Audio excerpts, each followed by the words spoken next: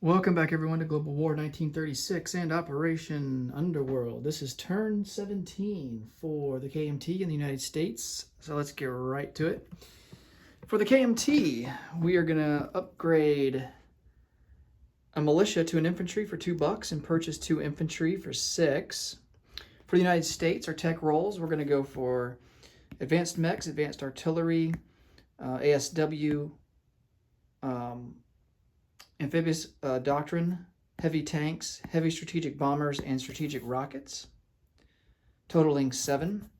For our purchases, we're going to lend-lease for $4 an artillery to the KMT. We're going to lend-lease a fighter for 10 to the British. We're going to upgrade a militia to an infantry in New York. We're going to purchase 4 fighters, and they, of course, will go on our carriers. They're off San Francisco. And then we're going to, for $8, purchase 2 Marines. And then over here, to round things out, we're going to move up to stage 2 for $10, 2 heavy fleet carriers. Ordinarily, that would cost us 12, but we get the discount for improved construction. Okay, for the KMT. All right, so we got some moves to make this turn, guys. Not just the KMT, but also the United States. We are going to try our best to increase our odds of the game continuing, because that obviously gives us the best chance to win. And as it stands right now, of course the Axis are ahead. The Italians just gave the Axis an extra strategic objective, thanks to their taking over Malta. So they are sitting at 1, 2, 3, 4, 5, 6, 7, 8. They're sitting at 9. We are currently, as the Allies, at 4. And we'll have to double check on Triumph of Capitalism at the end of the turn to make sure that we still have that. But I believe we do.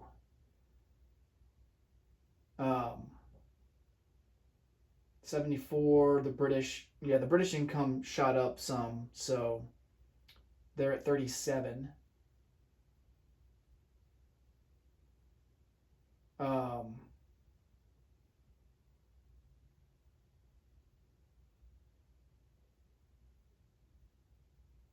Yeah, so we're at like, what, 112, I think? And the Soviets at 49, so that would times 2. Well, actually, they're at 54. So they're at like 108. So yeah, we're ahead by like 3 or 4. So, so yeah, as it stands right now, we would get credit for Triumph of Capitalism.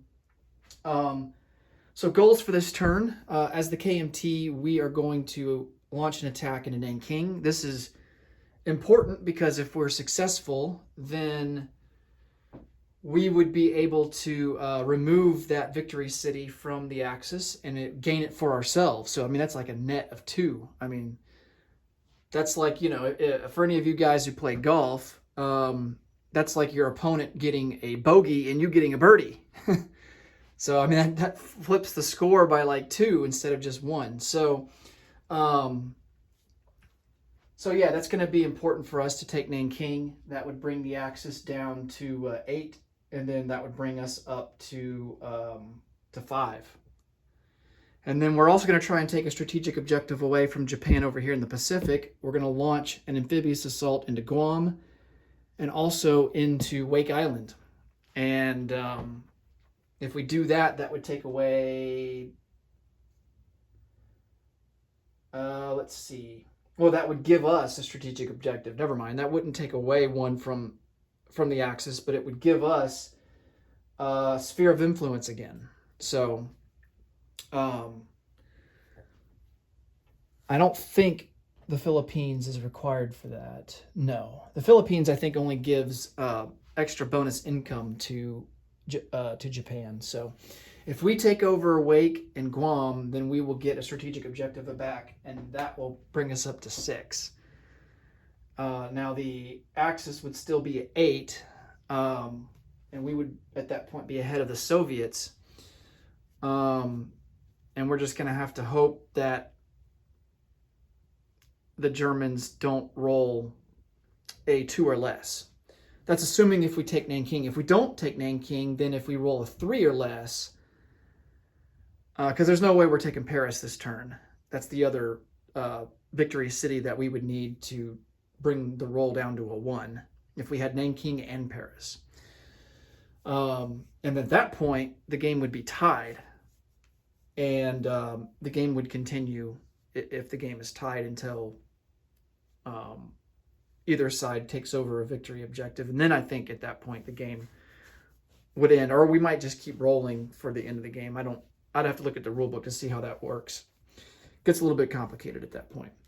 All right, so for the KMT, we are going to move every available soldier that we can from Hunan into Nanking, along with a fighter and 2 artillery.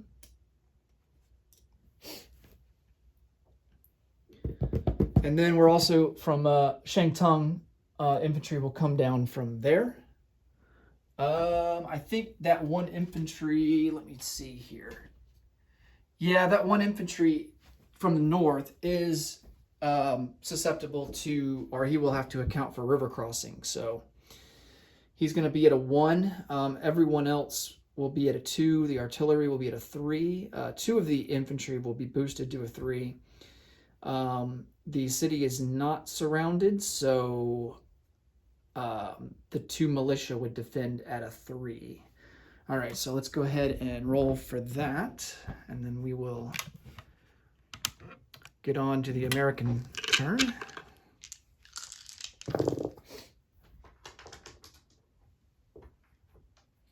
All right, so we have 2 artillery first strikes, and they're going to be at a 3. Nice, we get a hit. Excellent.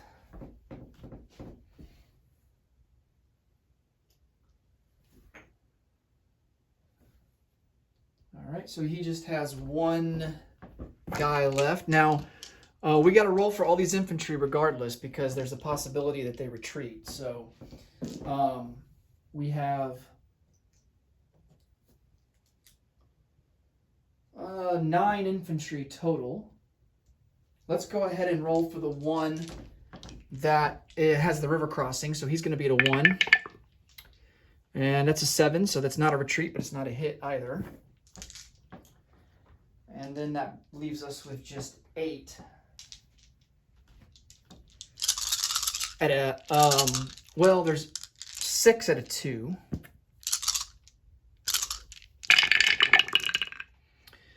All right, we get the hit that we need, but we do have 3 retreats. Actually, we've got 4. Dang it. Whew. All right. And then we've got our 2 infantry that are boosted to a 3 because of the artillery. Another retreat. Man.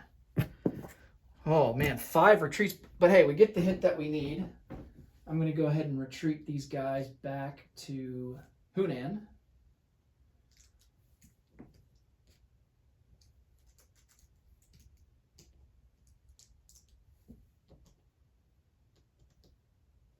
All right, and we don't have to roll for the fighter.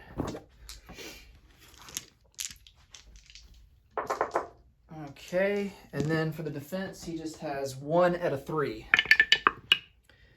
Of course he hits. Oh, man. All right, so we will lose an infantry.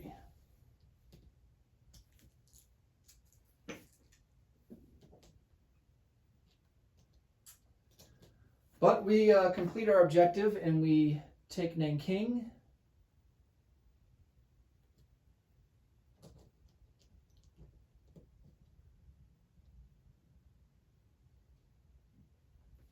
And that will boost our income up by 2. So we go from 8 to 10. Japan goes down from 62 to 60. All right.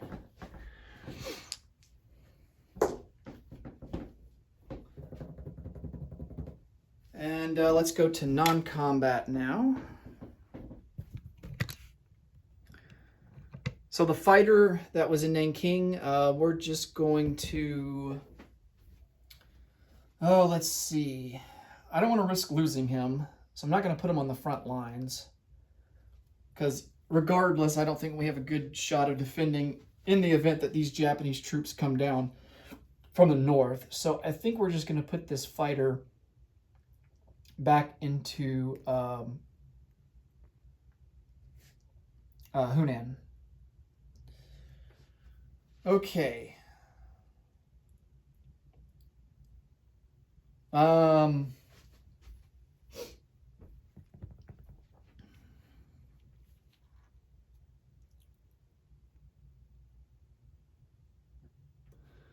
Two infantry that are in Kwangtung are going to... I think we only have one rail movement, actually.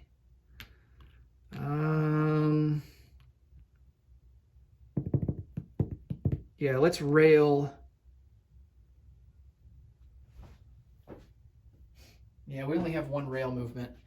Let's rail one guy from Kwangtung up to Shangtung.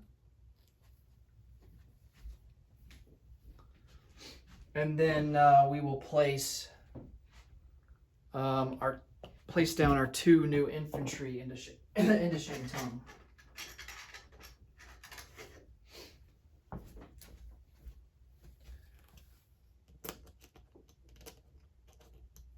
Oh, come on.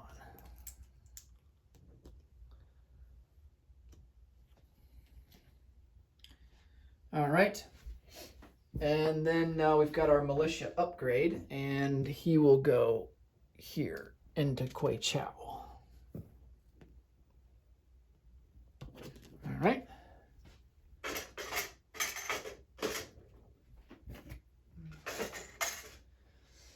And the KMT, let's see, that's going to be it for them. They will collect, their base is all the way up to 10. They're doing pretty good now. And but they don't get any bonuses, so they spent all of their money, and they will have 10 to spend for next turn, assuming that there is a next turn.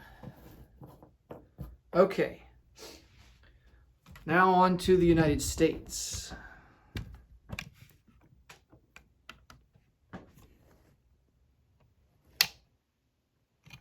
Let's roll for our tech. Oh boy, wow. I don't think we got a single hit. The 7 right here would be the only one to hit, but that's heavy strategic bombers and a 9's required. So yeah, we literally missed on everything. Well, that is a disaster.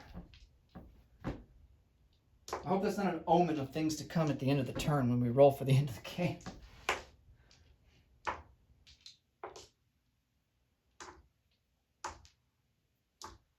If it is, I'm blaming the bad luck we've had on tech rolls. I mean, yeah, we've gotten a good number of technologies, but we've also had really bad luck on tech.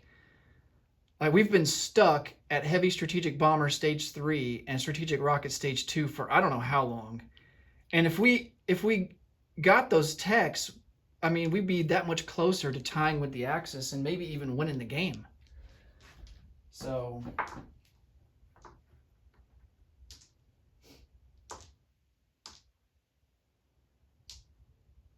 all right. Combat moves. All right. So, of course, we'll start here in the Pacific. We're going to take 2 Marines from the Solomon Islands, load up on this transport, go 1, 2, and drop them off into Guam. We're going to have to contend with that medium bomber.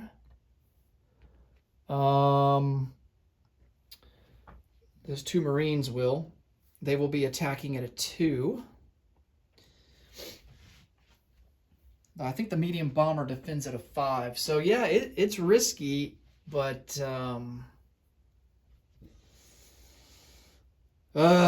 it's risky, but we got to make some moves here. Now you can make the argument that, you know, the big one was taking Nanking. That was the big one, because that reduces the die roll to end the game by 1. So Um, but this here, taking over these two islands is kind of, you could make the argument, isn't really necessary, because even if we take the islands, the Axis would still be ahead regardless.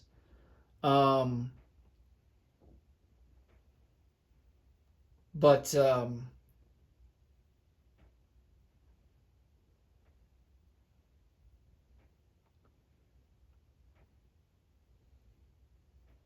now it's gotten me rethinking my decision. Hmm.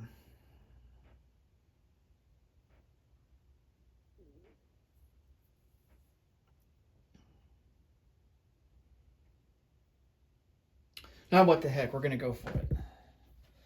Okay. And then we're going to take a naval transport here in port in Hawaii. Load him up, Marine, and then take him to Wake. And joining him will be the entirety of our fleet. 1, 2, 3. These planes will go and support. And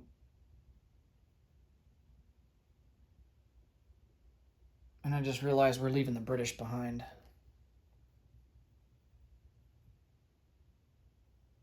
That's not good.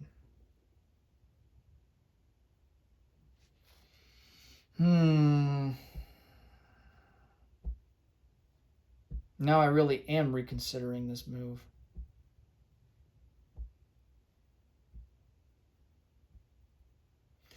Because the issue is that our fleet's going to be broken up. Japan's entire fleet is here, and he could just...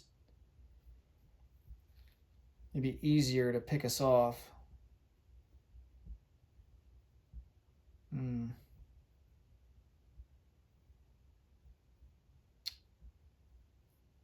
Well...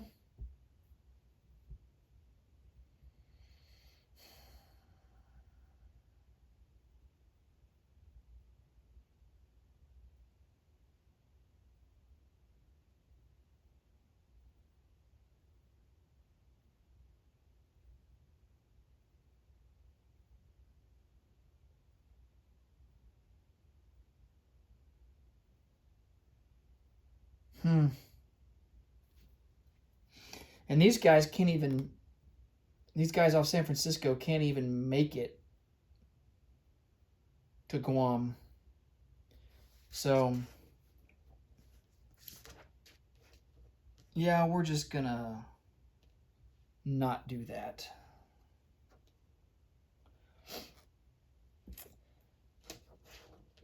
And then I think these guys, we're gonna bring them back to the Solomon Islands. I guess it was a great idea at the time, but now that I think about it, it's not so great. All right, so in that case, let's come over to the Atlantic here. Come over to Europe. Okay, so we can conduct Operation Overlord. Eligible units that we have are 2 British AAA guns, 2 mechanized infantry, and 4 regular infantry, along with 6 naval transports, 3 of our own infantry, and airborne, and artillery, and medium armor. And we can also use a jet fighter. So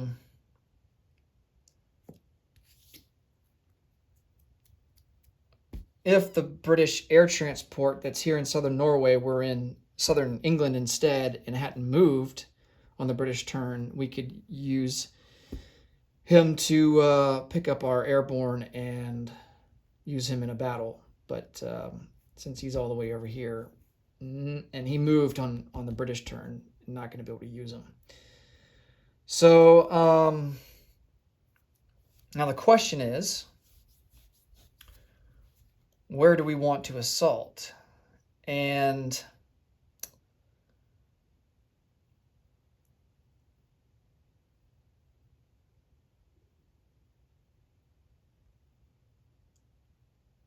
I don't think...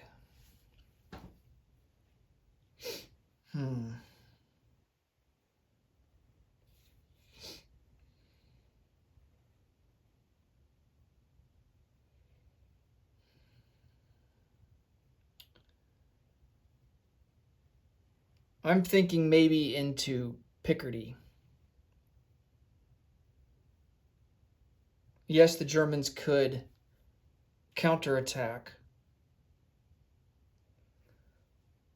but we could launch a counterattack against them if they come out of Paris. Of course, a lot of it would depend on how we defend. Another option is to go into West Germany. That would make us susceptible to these advanced submarines that could scramble out of port, out of this sub-base. And we only have a battleship, battlecruiser, and a heavy cruiser that we could bring over.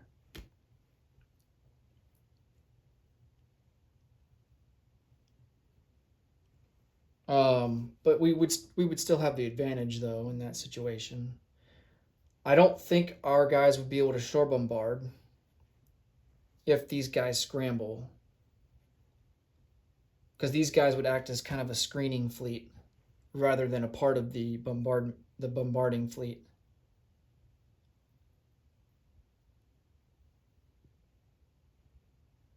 Then we would have to contend with this fortification, which gets 2 first strikes out of 5.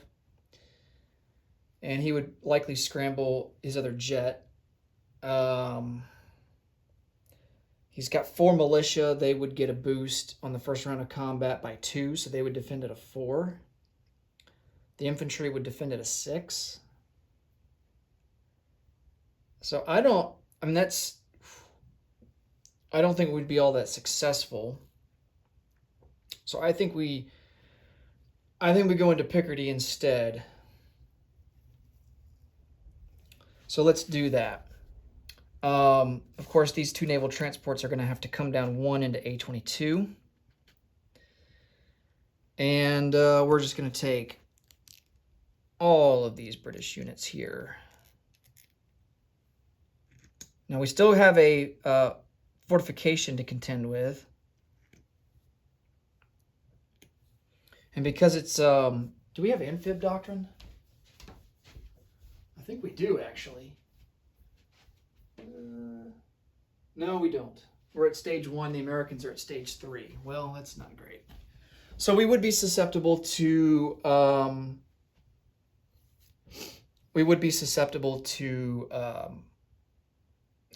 double casualty. So we're going to use 4 of the transports to load up these guys and bring them into Picardy.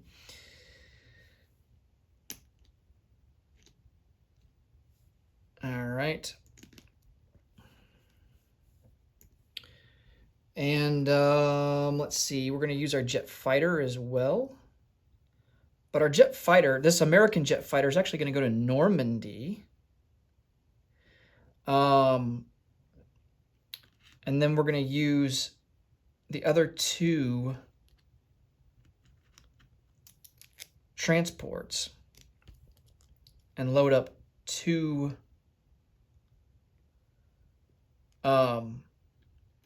American infantry and an artillery and a medium armor. All right. And then I'm going to take this chip and put an American infantry sculpt there, because he stays back in southern England.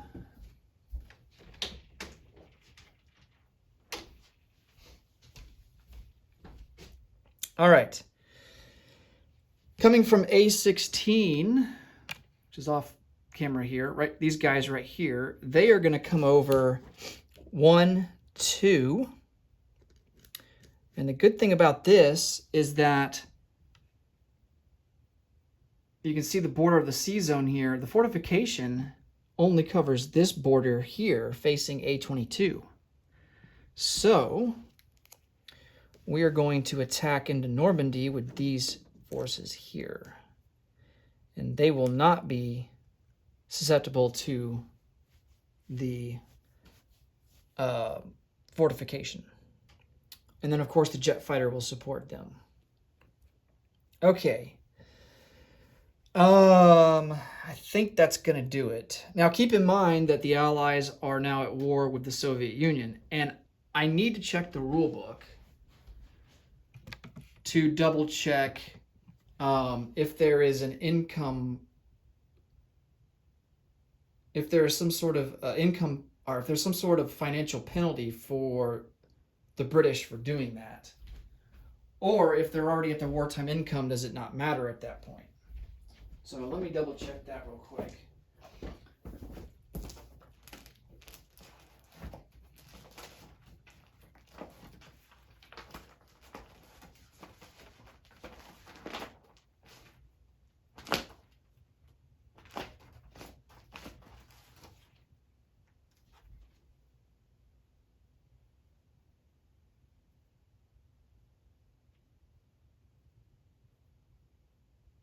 All right.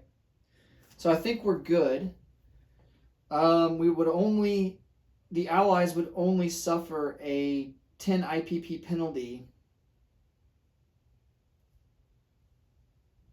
if it's on a neutral nation.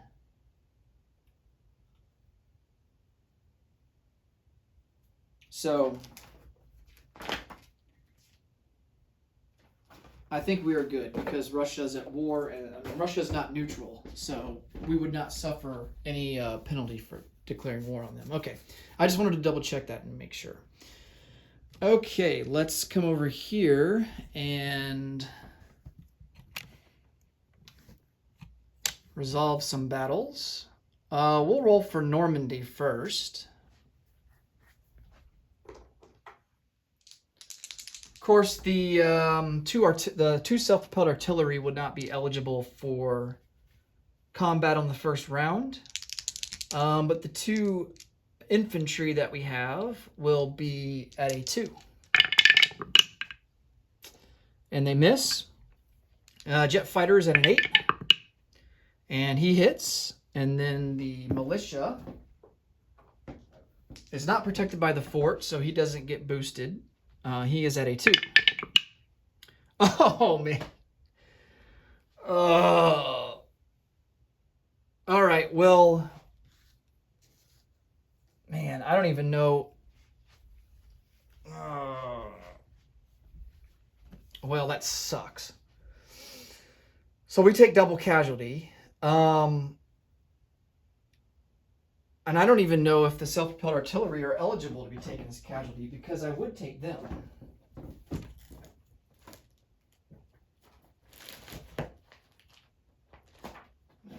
Let me double check that.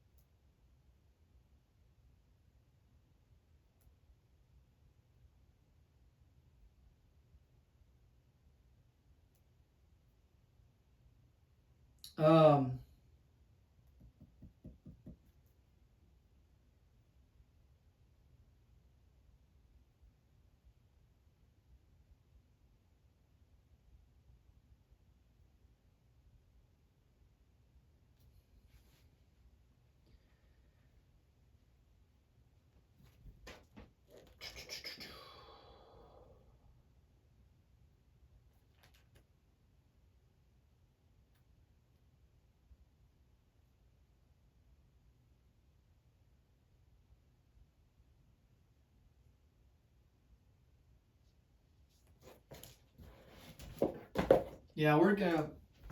I mean, the rule doesn't specifically say; it just says that there's double casualty on the first round if you don't have.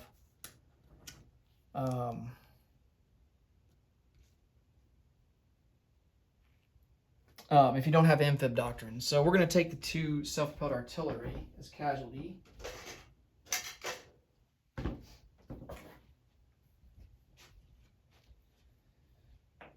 All right.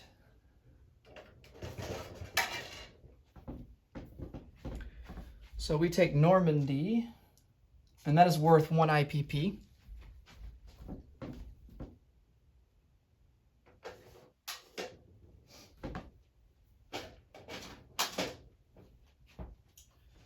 So we will go from 62 up to 63, and then the Germans will go down from 52 to 51. Boy, good thing we brought our jet fighter. All right, so the jet, well, let's hold off until we get to non-combat phase, till we resolve the other battle. I'm going to get a roundel out for Normandy. Okay. Unfortunately, this doesn't really have any bearing on strategic objectives or anything, but at least it puts us in position in case if the game does continue into 1945.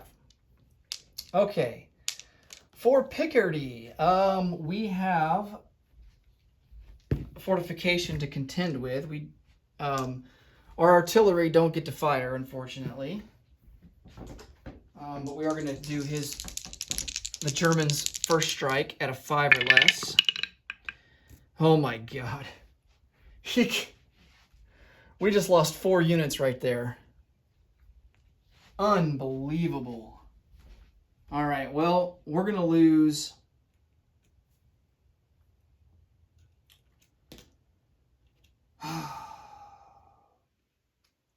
We're going to lose both of the AAA. The American artillery, we're going to lose.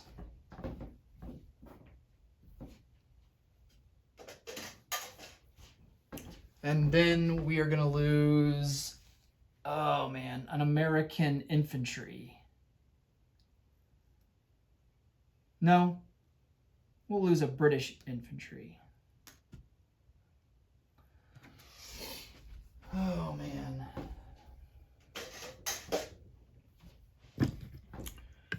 All right.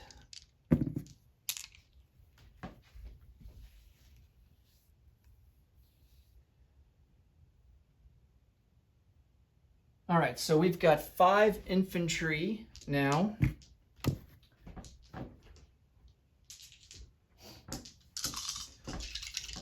Five infantry to 2. All right, we get the hit that we need. Excellent. And the defending militia will be at a 4 or less. And thank God he misses. Because if he had a hit, that would have been more double casualties.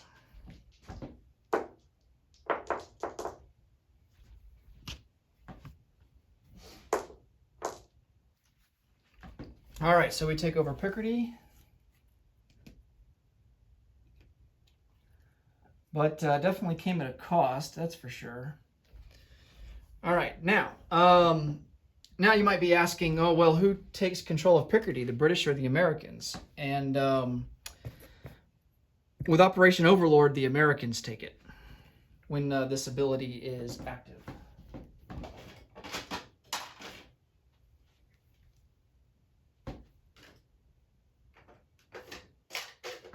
All right.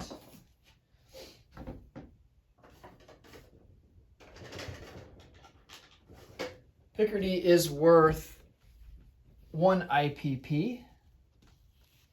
So that will boost us up from 63 to 64, and the Germans from 51 down to 50. Okay, now we can go to the non-combat phase. Let me get back over here to the map. These 2 naval transports will go into port. And I don't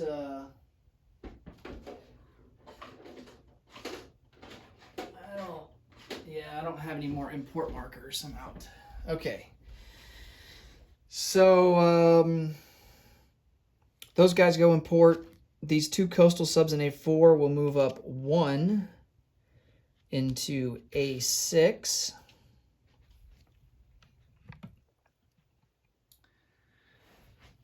Let's see here.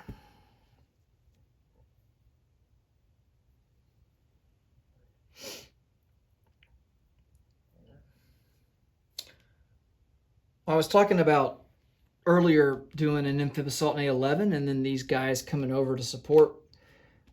I don't think they would have been eligible to do that. the British fleet here in the Baltic Sea because they attacked the Russians on their turn, so they would not have been eligible.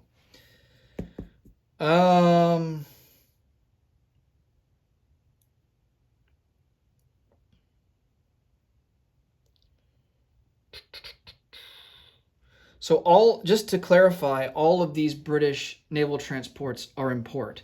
I only kept them out here in the sea zone just to make sure, just to remind myself that they weren't eligible for participating in Operation Overlord. All right. We don't really have any other units to move around here.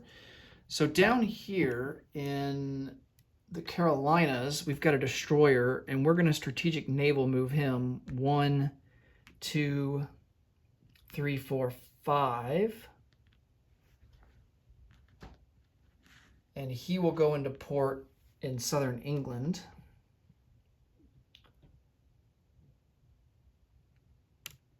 I think that's going to do it for Europe. Let's come over here to the Pacific.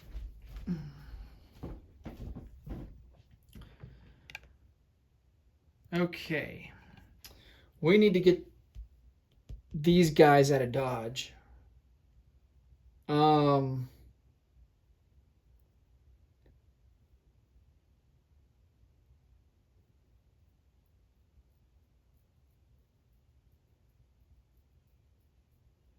at least make them semi more safe.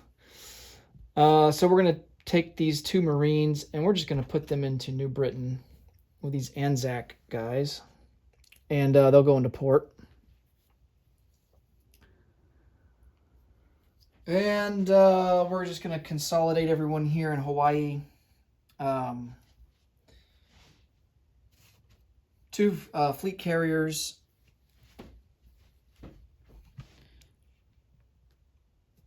And 2 battleships will join the main fleet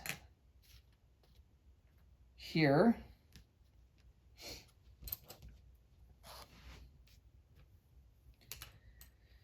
And joining them will be some aircraft, 2 fighters, 2 fighters and 2 tacticals. So all told, we've got on these heavy fleet carriers, we've got 2 fighters and a tactical on each heavy fleet carrier.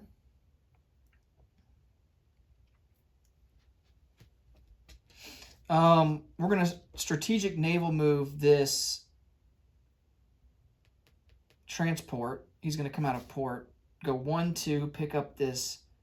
Oh no, I don't want a mountain infantry. Never mind. I want to keep the mountain infantry there.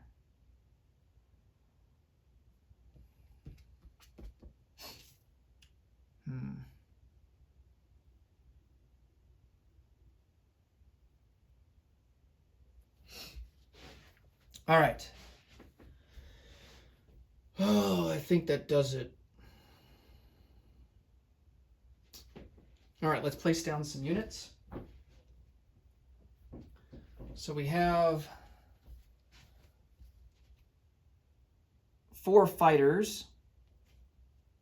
They will go down into San Francisco.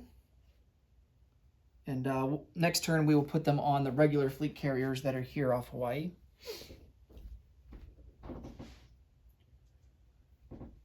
We have 2 Marines.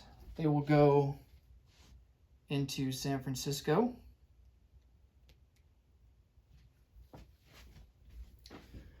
And then over here in New York, we will upgrade this militia to an infantry, and I will ship him out.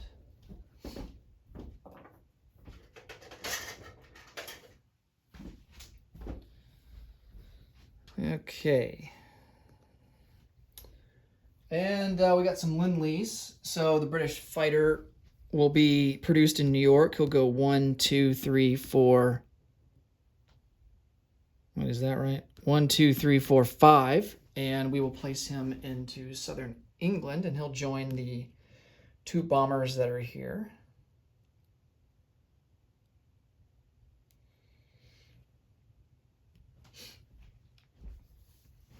Now that I think about it, because we have Triumph of Capitalism, I think we can place down this infantry into London if we want.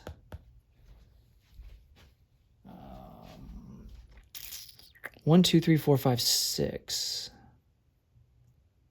Yeah, I think he's got 2 slots that are still eligible. Does he have improved factories? Yeah, he does. Okay.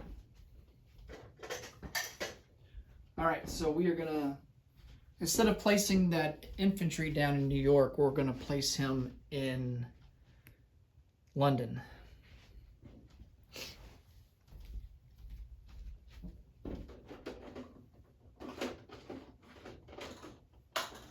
Okay. And then all that we have left is our artillery to lend lease to the KMT. And let's see if we can find a supply path that's not going to come across any Japanese subs. I think we should be good, though. So we're going to leave. It's going to be produced in San Francisco. Leave 1, 2, 3. Recharge at Hawaii. Leave 1, 2, 3. Let's see. No, 1, 2, 3, 4. Recharge in American Samoa. 1.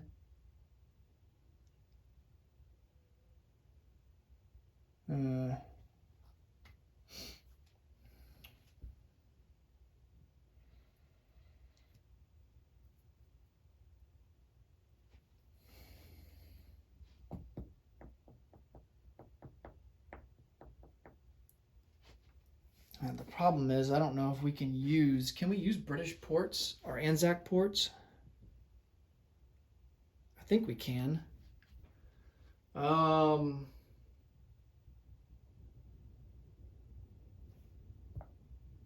I'm going to double check that.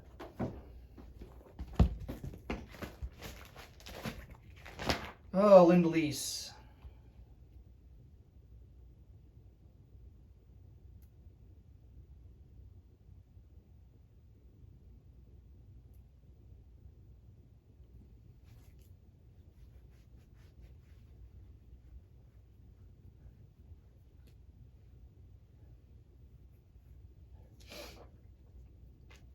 Well, it doesn't say anything. Okay, supply path. Let's go and check out supply path.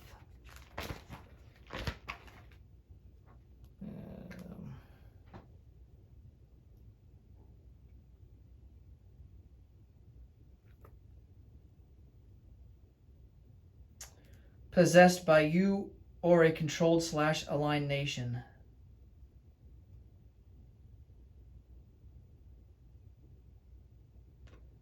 Well, if it was an aligned nation, it would be controlled by you.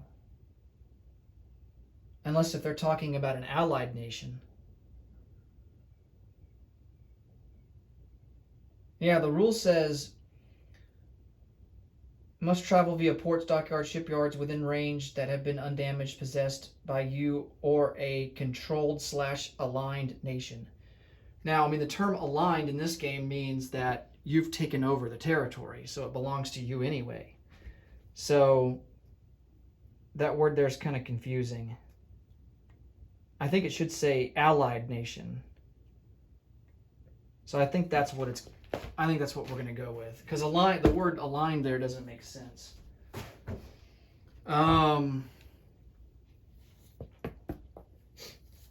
Controlled does, because that nation is not under. Well, controlled is like. Controlled would be either.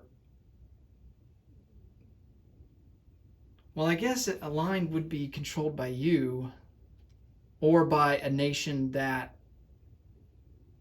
you are controlling but is still independent.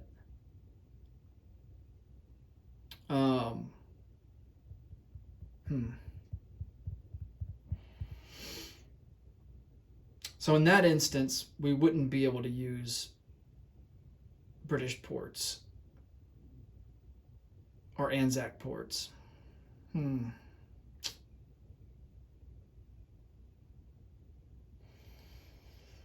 think we're going to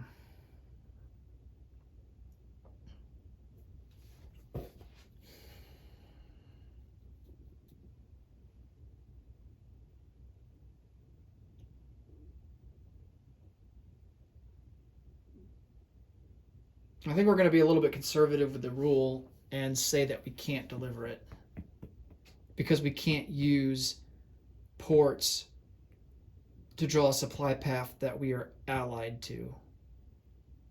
Only territories that we own and have a port, a major port or minor port there, or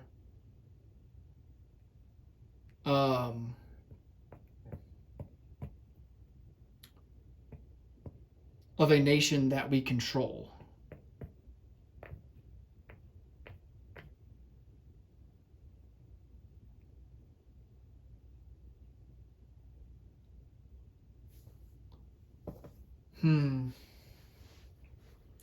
Yeah. All right. So we get our $4 back from this artillery, or we can just use it ourselves and place it down, which I think I'm going to do, actually. I think we're just going to use it ourselves, and we'll place it down in New York. All right.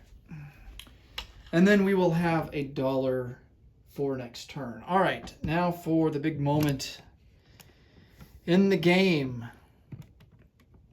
Does the game continue or does it end?